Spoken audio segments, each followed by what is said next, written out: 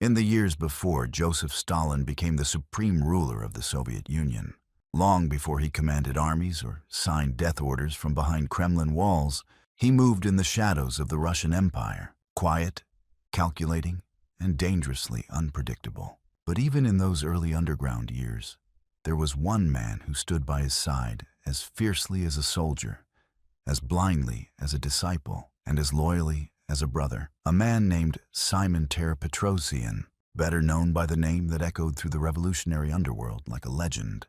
Kamo. If Stalin was ice, Kamo was fire. If Stalin was methodical and cold, Kamo was fearless to the point of insanity. Together they had carried out robberies, sabotage missions, weapon smuggling, and secret operations for Lenin's Bolshevik faction. Their names whispered through dark alleys, printed in secret police files, spoken with fear by bankers and soldiers. And after the Tiflis bank robbery of 1907, one of the most violent heists in the empire, Kamo had become a ghost, vanishing into the shadows with thousands of rubles. But while the world chased the ghost, he walked straight into a nightmare that would test the limits of human endurance. And Stalin, the quiet mastermind behind so many plans, would reveal something far colder than the Siberian winds. A complete inability to feel loyalty, empathy, or gratitude for the man who had risked everything for him. After the robbery, Kamo fled across borders,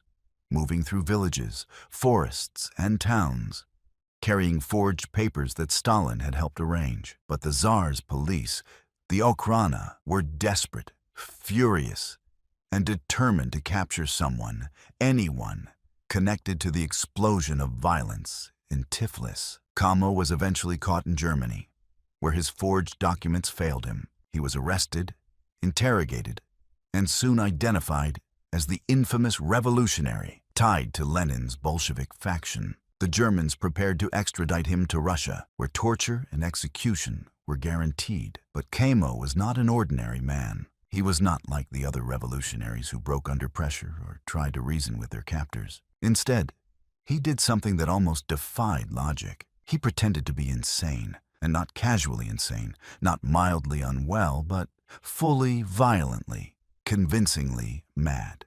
He tore out his hair. He refused food for days. He screamed until his voice cracked. He stared at walls for hours with unblinking eyes. He mutilated himself. He adopted the mannerisms of a man whose mind had shattered into 100 pieces. Doctors came.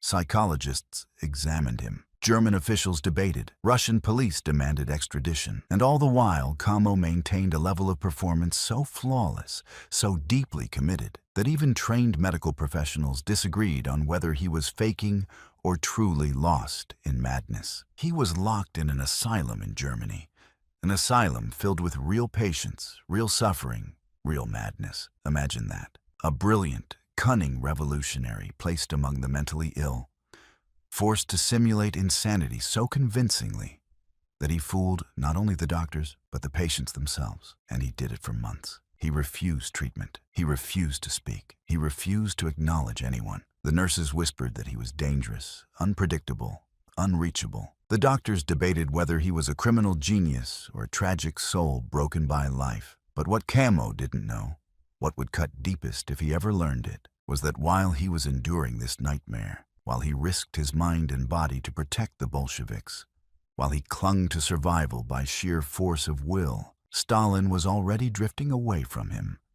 Emotionally, politically, strategically. The man he had called a friend, a brother, a comrade, the man for whom he had risked his life in robbery after robbery, was quietly erasing him from memory. When the word of Kamo's capture spread through the underground Bolshevik network, many were shocked and concerned. Lenin admired Kamo immensely. He saw him as a fearless operative whose loyalty bordered on divine.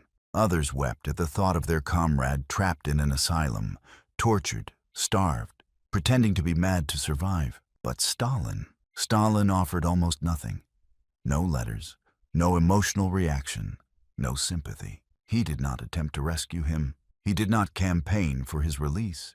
He did not argue for intervention. Instead, Stalin kept his distance, as if Kamo were a dangerous liability, a loose thread that needed to be cut before it unraveled larger plans. Stalin rarely mentioned him, except in passing, and even then, without emotion, without warmth, without the slightest hint that this man had once hurled grenades for him, stolen for him, bled for him. Months turned into years, and Kamo remained in the asylum, locked in a cell, inspected daily by doctors who tried to determine whether the madness was real or theatrical. But inside that building, amidst cold floors, metal restraints, and echoes of screaming patients, Kamo held onto a single belief: that one day he would be useful again, that one day he would be needed by the revolution, that Stalin and Lenin were counting on him to stay silent, stay strong, stay alive. This belief kept him from breaking.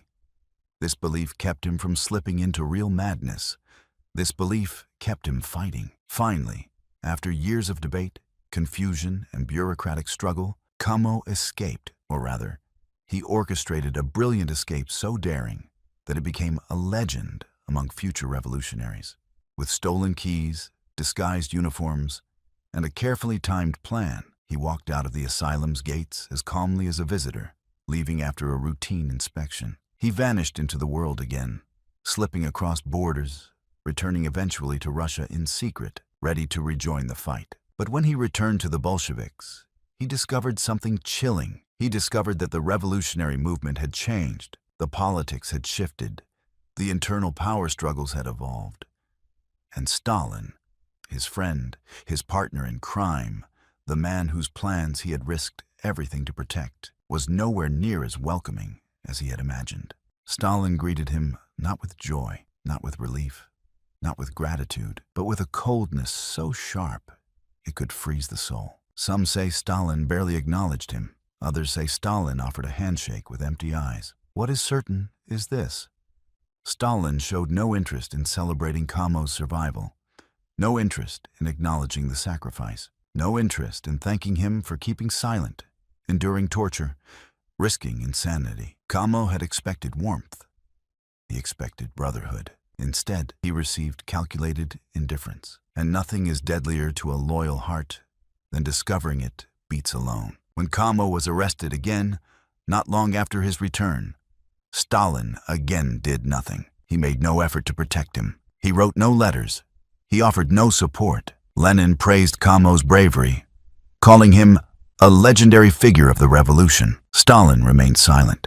Kamo was sentenced to death. He sat in a prison cell, waiting for execution, still believing, hoping that someone would intervene. And perhaps, by miracle or political pressure, the execution was postponed. But the years that followed would break him. The Bolsheviks moved on. Politics shifted.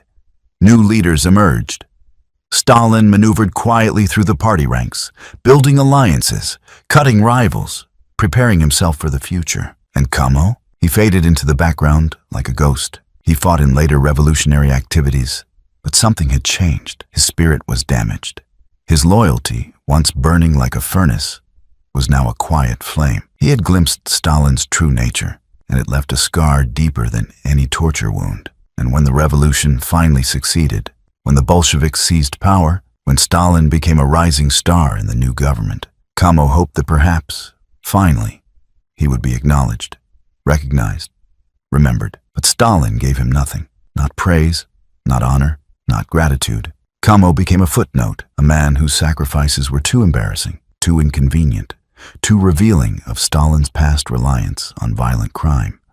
In 1922, Kamo died in Tiflis, run over by a truck. Many believed it was an accident. Some whispered that it was not. After all, Stalin was already rising, already consolidating power, already eager to bury the past, where incriminating memories could not return. Whether Stalin ordered the death or merely welcomed it is still unknown. What we do know is chilling. Stalin did not attend the funeral. He did not send flowers. He did not send condolences. He did not speak the name of the man who once would have died for him. When Stalin later learned of Kamo's death, he simply said he was a good fellow and moved on with his work, signing papers, organizing political campaigns, surrounding himself with new allies who would one day fear him just as much as the nation would. The betrayal of Kamo is not just a story of one man's sacrifice and another's ingratitude. It is the moment Stalin revealed the core of who he truly was, a man incapable of loyalty, incapable of friendship, incapable of gratitude, a man who viewed people as tools, useful when needed, disposable when inconvenient, a man who could watch someone endure torture, isolation, madness, and death, and feel nothing but a cold calculation of political risk. This betrayal did not create the dictator Stalin would become. It simply revealed him. And for those who study the rise of tyrants, it stands as a warning. The most dangerous leaders are not born ruthless. They reveal their ruthlessness quietly, long before the world notices. In the end, the tragedy of Kamo is not only that he was betrayed, but that he never understood the simple truth. Stalin never had brothers. Stalin never had friends. Stalin only had tools, and Kamo, the fiercest, bravest, most loyal of them all, was used until he had nothing left to give.